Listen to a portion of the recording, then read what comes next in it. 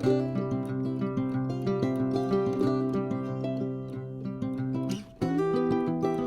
I'm Pam Stenzel, and I am the Senior Regional Clinic Coordinator for Community Pregnancy Clinics in Florida. So we're operating 5 pregnancy clinics from Naples, Fort Myers, Sarasota, and we just opened a brand new clinic up at the University of Florida in Gainesville. So prior to doing this work, I worked in a pregnancy center way long, years ago in Minneapolis, and then I've spent the last probably 27 years traveling around the country and around the world speaking to teenagers about sex and talking about sexual integrity and the consequences of sex outside of a permanent monogamous relationship or marriage. And since moving to Florida from Minnesota, I've kind of gotten my hands in both of those things. So I'm still out speaking to students. I'm still with them in their schools and in their churches, but I'm also now connected with these pregnancy centers. And so we're really at the University of Florida trying to figure out how do we engage college students on these topics. And so one of the changes that we've seen, and I've been doing this so long, 30 years, dealing with sex and teens and their choices, is there's been kind of a consistent movement. There, for a while, the sexual revolution, even beyond it to when I was a teenager, sex happened outside of marriage. It wasn't like it didn't happen, it did. But a lot of times we were in relationships, long-term relationships, and got carried away. And if we were having sex, it was in relationship. And then about 90s, maybe, probably 90s to early 2000s, we started to see more and more of this sex with the friends with benefits, the just random hookups, the whomever whoever you're having sex with, and that was kind of a huge deal, especially in from about 2001 till about 2010. We were really dealing with this whole, what we called it, the hookup culture. College campuses, you would have seen a lot of it, where it's like they don't go on dates, they're not asked out, they don't build relationships, they just literally go with their girlfriends, and the guys go with their guy friends to the bar and start drinking, and then randomly hook up with whoever they're going to hook up with, and then the infamous walk of shame, and that was pretty prevalent. But now I'm looking at 2021. What we're beginning to see now are a generation that sees sex completely separate from relationship. Like there was zero. Sex is just what you do. Relationship is something that's completely different, and it's devastating, because when you take the sex act out of any form of relationship, people become a commodity. And I think a lot of what we're seeing today, obviously our STI rates are ridiculously high, but what we're really seeing in relationships is that people are willing to they have no even desire to build a relationship. Like before, we could talk to a girl even who was doing hookups. Her end goal was that a relationship would develop at some point, maybe not this year, maybe in 2 years, but in their mind they still had this desire that at some point I'm going to be in a relationship with someone who loves me, and then at that point it's going to be all beautiful, and he won't cheat and I won't cheat, and we'll all ride into the sunset. What we're beginning to see are kids who have zero hope of that, not even a dream of that, don't even believe that's possible. And so it's when dealing with young people today, you really have to get to the core of, you have to almost separate their sexual behavior from what their heart's desire might be for a relationship. And so it becomes very difficult to unpack all of that. And I think what I'm seeing in our clinics that's feeding a lot of this almost abusive sex behavior is pornography. And the pornography that these students have access to and have had access to since they were way too young is not Playboy. It's not like running across, a sex act in a movie, or it is violent pornography. And with the onset of Pornhub and some of these other things, it's not just professionals making a porn video in a studio in California.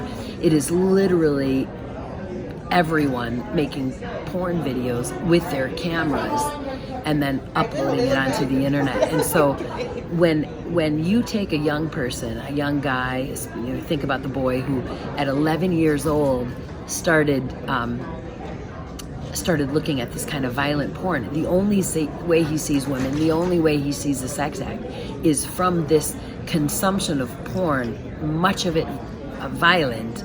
The only way he knows how to relate to a woman sexually would be mimicking that behavior.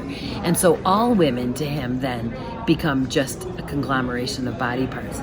And so now we take girls who, some of them have been sucked into the same concept, and some of them have been sucked into making porn or sending sexting pictures or making these videos and putting them out on these sites. They as well feel this is the way it's this is how I'm expected to be treated by men. It's just the way it is.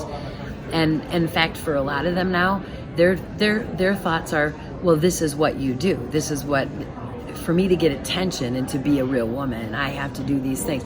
So think about the fact that literally the Grammy Award winning song for 2021, performed like a striptease that it would on primetime television, was Cardi B's WAP, which stands for Wet Ass Pussy. This is what our kids are looking at. This is the message this is what is supposedly empowering women. It is so upside down.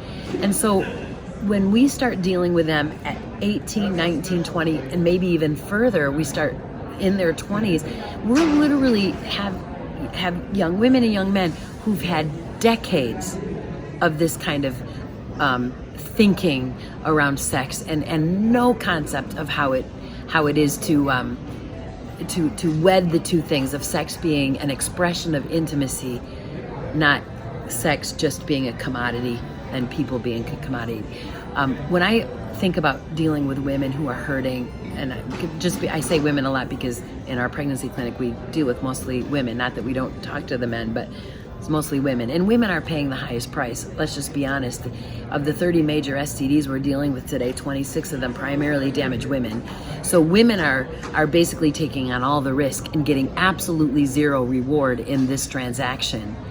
And so we're now dealing with women who've had years of this and painful relationships and possible sexual abuse in their past, and then the whole culture throwing sex at them. We're seeing some pretty damaged and hurting women. And you know what? I love Jesus with women in the Gospels. It's one of the best ways to see how do we speak to their felt need. And when you think about the story of the woman at the well, so Jesus meets this woman at the well. She's a Samaritan. Normally, not only do men not speak to women in that culture, but Samaritan women don't speak to Jewish men. So they're at the well, and Jesus speaks to her and says, I would like water. And she's like, why have you come to the well and you don't have any water? I don't have anything to draw with. And Jesus said, if you knew who was asking you for water, you would ask me, because I have water that if you'll drink from my water, you will never be thirsty again. And the woman was like, wow, that is awesome. Can I please have some of that water? And Jesus is like, go tell your husband and bring him back, and then I'll tell you about this water. And she said, I don't have a husband. And Jesus says directly to her, you're right. You've had 5 husbands, and the guy you're shacking up with, you're not married to. And initially we would kind of be thinking, well, that was really confrontational, Jesus. But what he was doing is going directly to her felt need. He was literally like pointing his finger right at her felt need and saying, are you tired yet? How many men are you going to have to go through? How many relationships? How many marriages? How much of this are you going to have to go through before you realize that you will forever be thirsty until you receive my water, living water, until you receive that healing and then get those needs met for me? Because you're going through a lot of relationships chasing this deep felt need. And I think as in counseling and in dealing with especially this generation, we've got to be able to point our finger at what the needs they're trying to meet in such a way that is just causing them tremendous damage, even more than not quenching their thirst. It's like literally they're drinking in poison. And we've got to be able to point our finger at that felt need and say, are you tired yet? Do you want something different? Do you believe there could be something different? And attempting to cast a vision for this generation of what a relationship could be like, properly ordered, and how sex could be not just use and abuse, but sex can be something beautiful where two people become one flesh and we communicate an intimacy that exists. These are huge things, but we've got to meet them in their felt need and understand how they've been trying to meet that thirst, and how not only are they thirsty, they've been poisoned, and we need to come in with the answer, which is the gospel, which is Jesus himself, which is meeting them in that felt need.